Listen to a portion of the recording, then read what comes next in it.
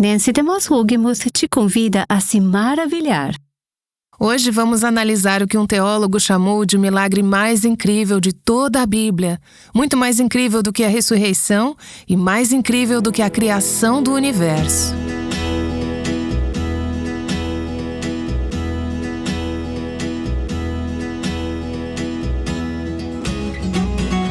Este é o Aviva Nossos Corações, com Nancy DeMoss Wogemuth, autora de Incomparável, na voz de Renata Santos.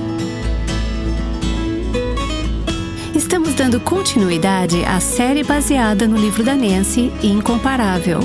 Se você perdeu algum dos episódios anteriores, pode acessá-los no nosso site avivanossoscorações.com. Hoje Nancy vai nos falar sobre o milagre mais incrível de toda a Bíblia. Então, você está curiosa? Peço que você abra sua Bíblia no Evangelho de João, capítulo 1. Vou ler 2 versos deste capítulo, o verso 1 e depois o verso 14. João 1:1. No princípio era o Verbo, e o Verbo estava com Deus, e o Verbo era Deus. E verso 14. E o Verbo se fez carne e habitou entre nós, cheio de graça e de verdade, e vimos a sua glória, glória como do unigênito do Pai. Como vocês sabem, estamos passando por várias semanas que levam à Semana da Paixão e à Páscoa, durante o que alguns chamam de temporada de Quaresma, para refletir sobre Cristo, para nos maravilharmos nele. Hoje vamos falar sobre a encarnação de Cristo, o que esse teólogo chamou de o milagre mais incrível de toda a Bíblia. A palavra encarnar vem de um termo latino que significa tornar-se carne, fazer-se carne. Na verdade, a palavra em si, encarnação, não é encontrada na Bíblia, mas é um termo criado para descrever o fato de que Jesus era Deus em carne humana, a encarnação.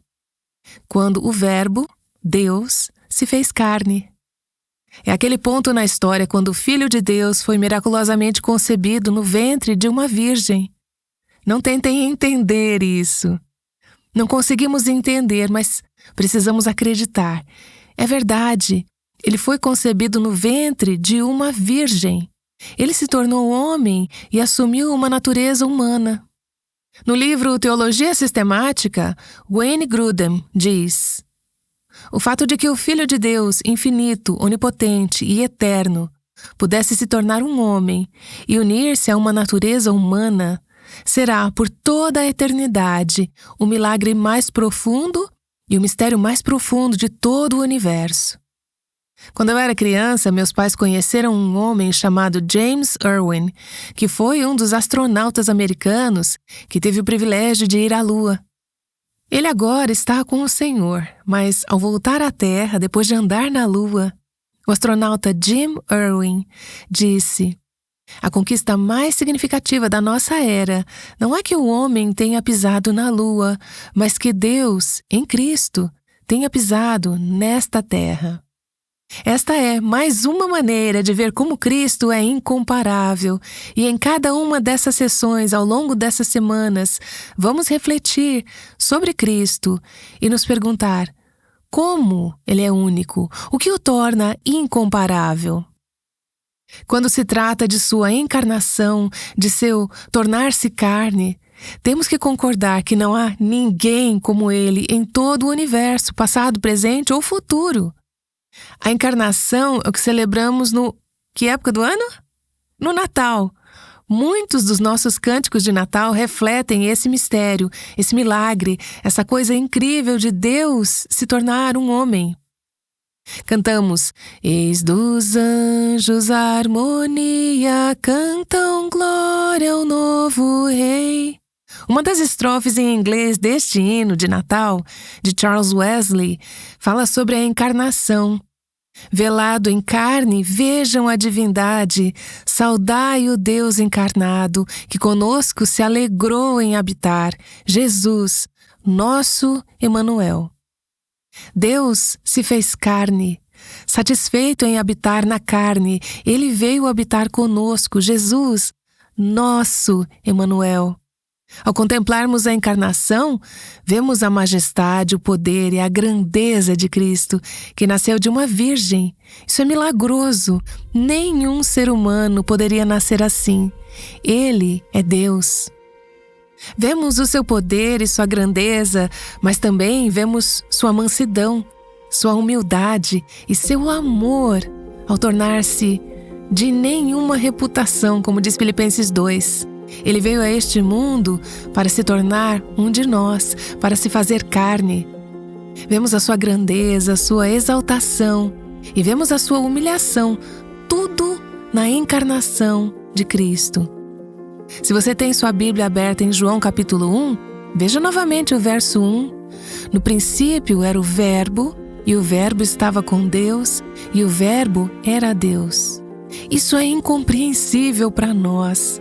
Cristo é infinito, nós somos finitas. Ele é santo, nós somos pecadoras. Ele tem uma comunhão pura e ininterrupta com Deus. Nós estamos alienadas, inimigas de Deus por causa do nosso pecado. Mas na eternidade passada, esse Verbo que estava com Deus e o Verbo que era Deus na eternidade passada, Deus planejou através desse Verbo, Jesus Cristo, nos reconciliar consigo mesmo. É aí que chegamos ao verso 14. E o Verbo, Jesus Cristo, se fez carne e habitou entre nós. Ele deixou os palácios de marfim, a glória, o esplendor, as riquezas do céu. Ele deixou a presença incrível de Deus e veio para a terra. Ele atravessou a barreira do tempo, a barreira da geografia. Ele veio para este mundo. Ele se fez carne e habitou entre nós, seres humanos. A palavra habitou pode ser traduzida como ele armou a sua tenda, ele montou o seu acampamento aqui, entre a humanidade. O infinito se tornou finito. O imortal se tornou mortal. O Criador se tornou como uma de suas criaturas. Ele veio viver onde nós vivemos. Ele armou a sua tenda entre nós. Ele acampou aqui na terra por 33 anos. Matthew Henry, o grande comentarista antigo, disse: o Pai eterno se tornou uma criança do tempo. O antigo dos dias se tornou um bebê de 1 palmo de comprimento. É incrível, é incrível. Filipenses 2 nos diz que, mesmo existindo na forma de Deus, Jesus não considerou o ser igual a Deus algo que deveria ser retido a qualquer custo.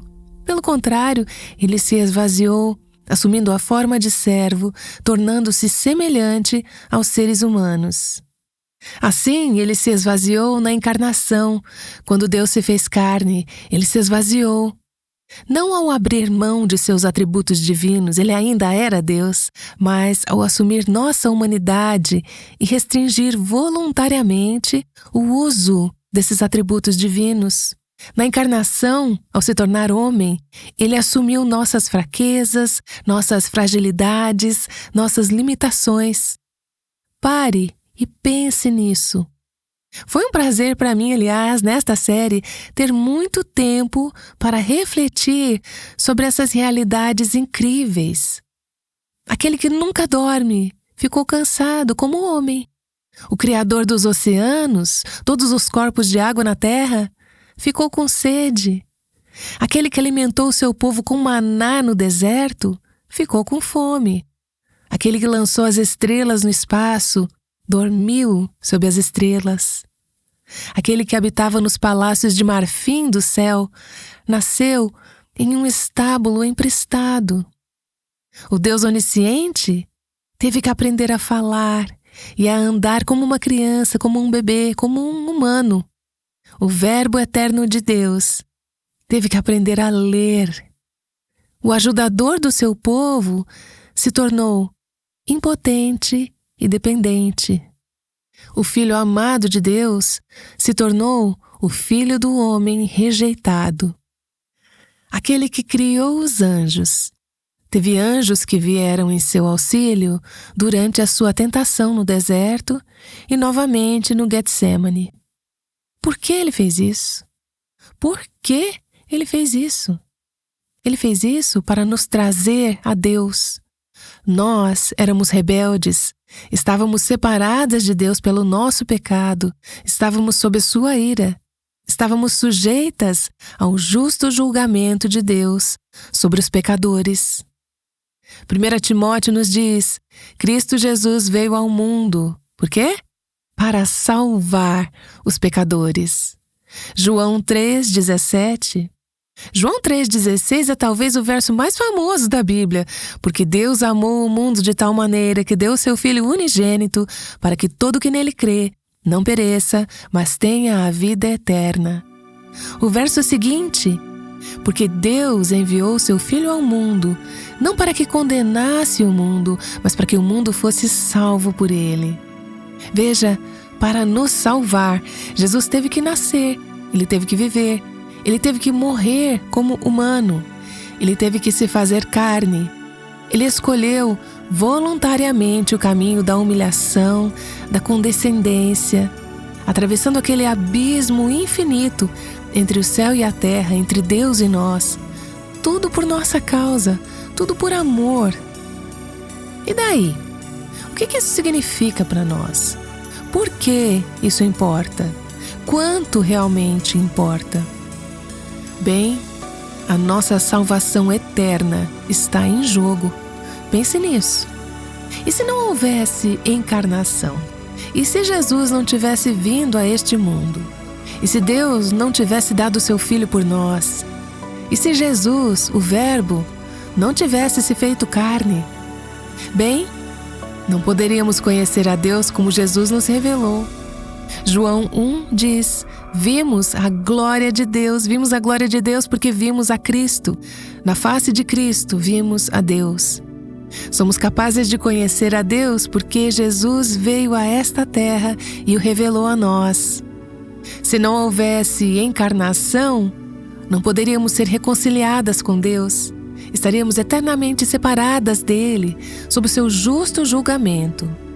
Não haveria como expiar nossos pecados. Estaríamos sem esperança. Estaríamos eternamente perdidas. Viveríamos alguns anos neste planeta e depois morreríamos e seríamos eternamente separadas de Deus. É algo que a maioria das pessoas não pensa, mas precisamos refletir sobre isso. Precisamos pensar sobre onde estaríamos se não houvesse a encarnação. A encarnação significa: Jesus viveu nossa vida, embora sem pecado. Ele obedeceu perfeitamente ao Pai. Ele morreu a nossa morte em nosso lugar. Ele pagou o preço que nós merecíamos pelos nossos pecados, para que pudéssemos ser perdoadas, para que pudéssemos ser libertas da pena da morte. E ao se tornar homem e compartilhar nossas experiências de carne e sangue, Jesus se tornou um Salvador misericordioso. Um sumo sacerdote misericordioso que não pode apenas nos salvar do nosso pecado, como se isso não fosse suficiente, mas ele compreende plenamente nossas necessidades e dificuldades, porque ele entende o que é ser humano. Precisamos ver esse conceito no livro de Hebreus, no capítulo 2, começando no verso 14. Visto, pois, que os filhos têm participação comum de carne e sangue, também Jesus igualmente participou dessas coisas. Ele se fez carne e sangue, para que, por sua morte, ao morrer na cruz, destruísse aquele que tem o poder da morte, a saber, o diabo. O poder do diabo de nos manter em cativeiro, de nos fazer morrer eternamente, foi quebrado quando Jesus morreu como o Filho de Deus, sem pecado, como substituto em nosso lugar, na cruz. Hebreus 12:16 diz: pois ele, evidentemente, não socorre anjos, mas socorre a descendência de Abraão. Jesus veio à terra para nos ajudar, para ser o nosso Salvador. Por isso mesmo era necessário que, em todas as coisas, ele se tornasse semelhante aos irmãos, para ser misericordioso e fiel sumo sacerdote nas coisas referentes a Deus e para fazer propiciação pelos pecados do povo. Propiciação é uma palavra teológica grande que significa que ele satisfez a ira de Deus contra o nosso pecado, porque ele morreu a morte que merecíamos por causa dos nossos pecados. Alguns de vocês, aliás, ouviram essas coisas por tanto tempo que o espetacular se tornou comum no seu pensamento. Algumas de vocês talvez nunca tenham ouvido isso antes e estão pensando: sério? Uau! Mas algumas de nós precisamos ver essas coisas com olhos novos, ouvi-las com ouvidos novos, como se nunca as tivéssemos ouvido antes. Algumas de nós perdemos o assombro, a maravilha. Se você viveu a vida inteira escutando o cristianismo ou frequentou a igreja a vida inteira, é possível que escute sobre isso e fale: ah, sim, a encarnação, sim, blá blá blá. Não é blá blá blá. Sim, é o milagre mais incrível da história do mundo, de todos os tempos e eternidade, que Jesus tenha vindo a esta terra para salvar os pecadores. Ele não poderia nos salvar sem vir. E não só ele fez a propiciação pelos pecados do povo, voltando a Hebreus 2, mas o verso 18 diz: pois naquilo que ele mesmo sofreu quando foi tentado, é poderoso para socorrer os que são tentados. Ele é um sumo sacerdote misericordioso e fiel que continua a nos servir, a agir em nosso favor, a ministrar graça para nós em nossos momentos de necessidade. Quando somos tentadas, Ele é capaz de nos ajudar, porque Ele também foi tentado. Ele passou por isso e nunca pecou. Ele vive dentro de nós para nos capacitar a dizer sim a Deus e não à nossa carne. Ele é um socorro presente em tempos de necessidade, tudo porque Ele veio a esta terra. É importante lembrar que a encarnação não é apenas um evento do passado. Não é só algo que aconteceu há uns 2000 anos. O poder da encarnação, pense nisso, não acabou quando Jesus deixou a terra e voltou para o céu. O poder da encarnação, ele tem valor para nós hoje porque o Deus que se fez carne, que veio armar a sua tenda entre nós, que habitou aqui na terra por 33 anos, foi crucificado. Ele ressuscitou. Ele ascendeu ao céu e hoje Ele está assentado em seu corpo glorificado à direita de Deus, o Deus homem. E desse lugar, no céu, Ele é o nosso advogado hoje. E Ele intercede por nós diante do trono de Deus hoje, o Cristo encarnado.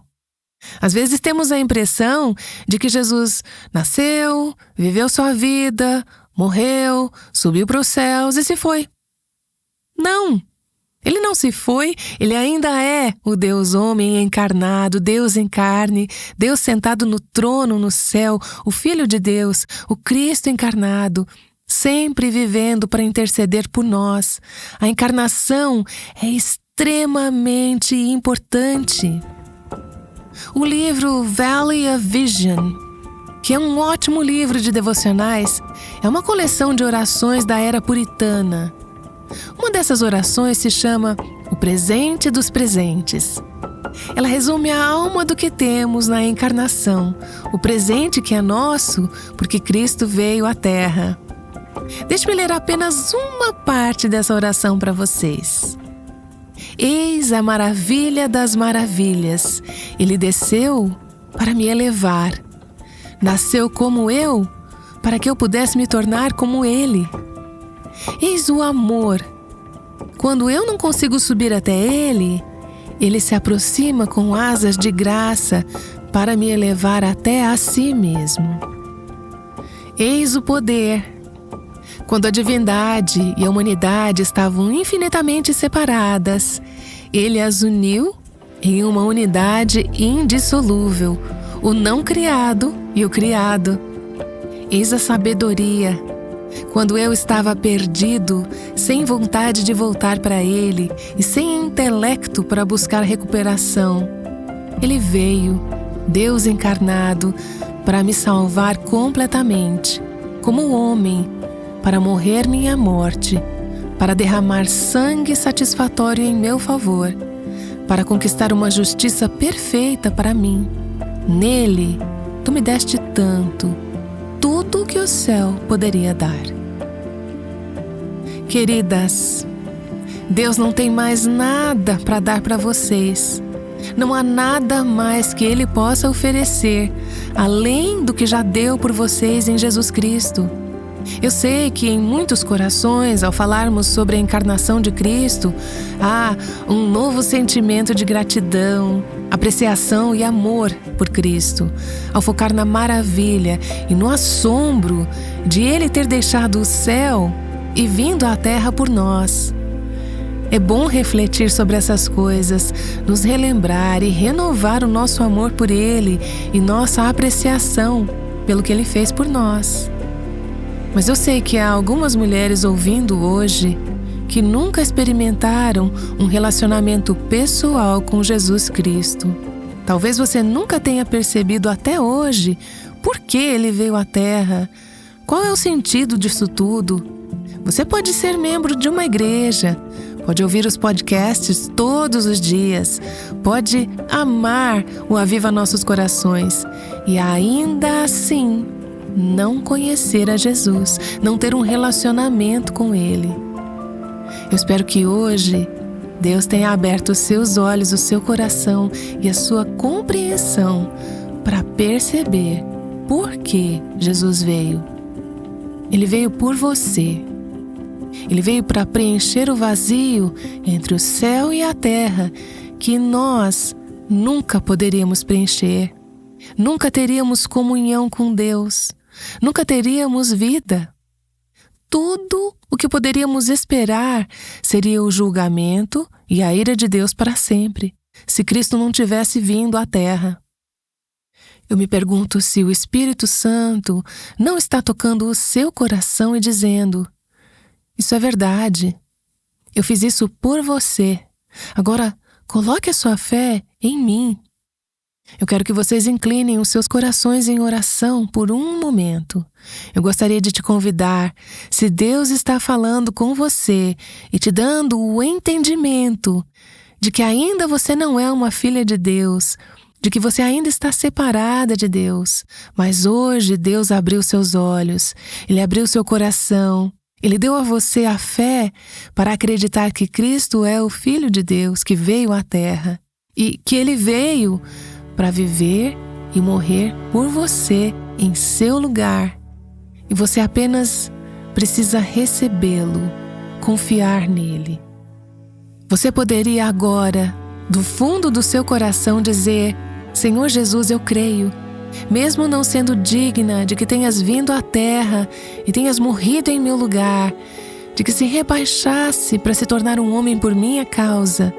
Mas o Senhor fez isso e eu acredito e eu te recebo como meu Salvador. Eu quero que o Senhor seja o Senhor da minha vida, não apenas o Senhor desta criação, o Senhor deste mundo, mas o Senhor da minha vida.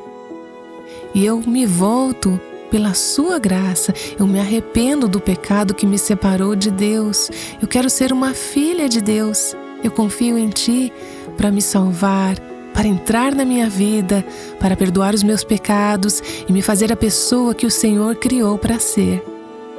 E não importa muito quais as palavras você acabou de dizer, mas se o seu coração expressou ao Senhor o desejo de ser dele, de recebê-lo como Salvador, e Deus conhece o seu coração, é pela fé que você pode acreditar que Ele ouviu e respondeu a essa oração. Se você fez essa oração e ainda não faz parte de uma igreja local centrada na Palavra de Deus, mande um e-mail para nós, contato@avivanossoscorações.com.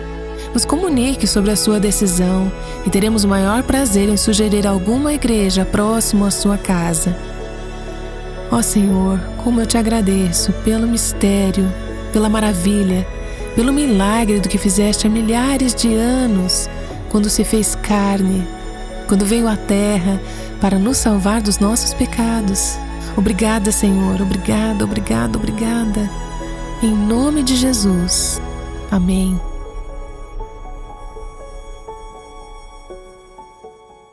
Se você acabou de orar com Nancy DeMoss Wolgemuth para entrar em um relacionamento com Deus, gostaríamos de encorajá-la em sua nova fé. O programa de hoje sobre a encarnação faz parte da série Incomparável. Nancy está focando em aspectos importantes da vida de Jesus. Me pergunto se você é como essa ouvinte, que nos disse que esta série tem ajudado ela a conhecer e buscar Jesus mais. Julie escreveu o seguinte: obrigada por serem tão sensíveis ao Espírito Santo para saber que esta é exatamente a série que precisamos. Eu havia orado para conhecer Cristo de uma maneira mais profunda, para me apaixonar por Ele novamente. Muitas coisas nessa vida tiraram meu olhar dele e me deixaram tão insatisfeita. Ele sozinho pode satisfazer e trazer verdadeira alegria eterna. Estou empolgada a cada dia para ouvir o Aviva Nossos Corações e oro para que este ministério continue com seu foco no nosso Senhor Jesus Cristo. Fico tão feliz em ouvir este testemunho da nossa ouvinte Julie. Todas nós precisamos ser lembradas de manter nossos olhos em Jesus. Jesus é muito mais do que podemos pensar sobre Ele. Nancy aborda isso em seu livro Incomparável, infelizmente ainda indisponível em português. O livro contém 50 leituras sobre a vida, obra e palavras de Cristo, e esta série é baseada nesses ensinamentos. Quanto sabemos sobre a infância de Jesus? Pouco foi registrado nas Escrituras, mas se você refletir cuidadosamente sobre o que foi revelado, ganhará uma nova apreciação pela humildade de Cristo. Junte-se a nós amanhã no Aviva Nossos Corações para conhecer mais sobre a infância de Jesus. O Aviva Nossos Corações é o ministério em língua portuguesa do Revive Our Hearts com Nancy DeMoss Wolgemuth, chamando as mulheres à liberdade, à plenitude e à abundância em Cristo.